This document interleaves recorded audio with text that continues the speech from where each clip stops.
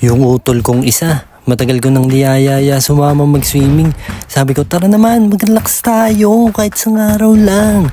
Pero ang lagi niyang sagot, Di para sa akin ng pahinga. Di ako nabubuhay para magbakasyon. Kailangan ko magtrabaho para ako'y makaipon. medyo malalim no. Kala mo may pinagdadaanan pero yun, tumuloy pa rin kami. Kasama ko yung isa kong utol papunta dyan sa sobrang layo naman yan. Pero napakagandang spot. Kaya tara, samahan nyo kami. Mag-inquire muna tayo kung paano ba to, magkano ba to. Ay, sir. Good morning po. Okay na ako. Check-in kayo?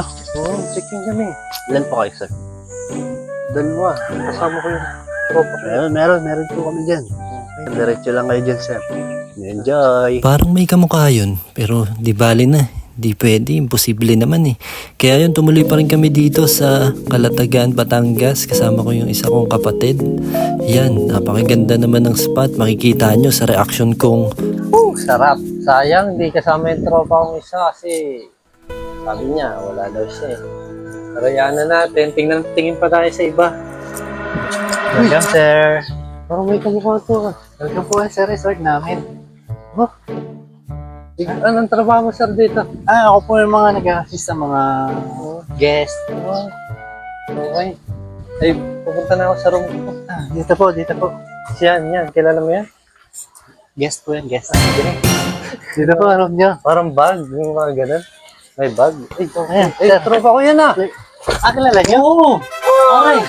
Bagong caretaker. Sabi ko nga, dali na tayo sa room natin. Eh, Yan ang gwapo naman ah. Nauna ka na. Para mayaman ito talagang gintuan ah. Sa room nyo. so yun, pinapasok kami ni Kuyang, sino ba to? Yung kanina nasa unahan, ngayon nandito na naman, si Papakita Dory. Parang crowded na. Ay di, paalis na. Palis na. Sikin pa. Anong room ba ito? Ay, sa kabila.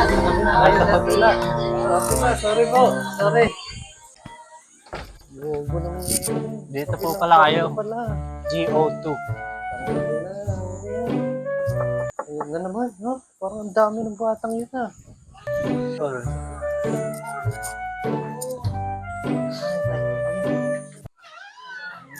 So yun, dinala ako dito sa tahimik pero may tao pa rin. Pero yain na, ate-ate na sa bayad ha.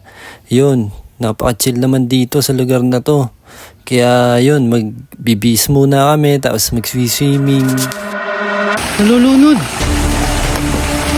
Nalulunod! Lifeguard! Kailangan ng lifeguard! Lifeguard? Lifeguard! Lifeguard ka din? Ayan ah. Nalulunod yung tropa ko. Lifeguard? Nalulunod. Ba't ka na? Oh. Patay na ata oh.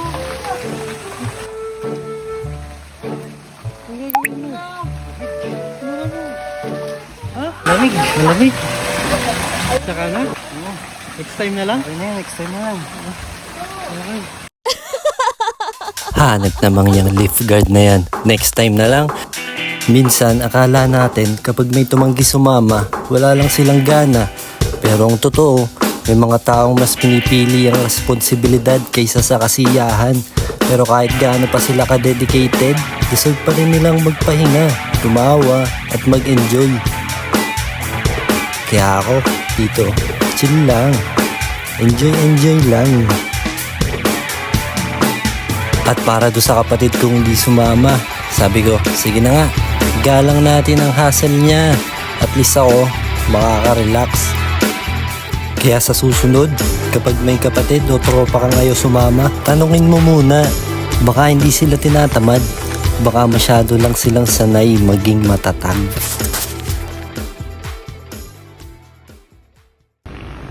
Uwi na na. Init ng biyahe. Kain muna sa Mateos. Goto.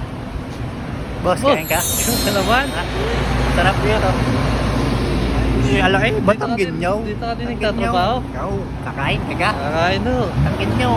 Sarap din ang lumay. Ayun, salamat. Kain lang. Kain lang. Ayun.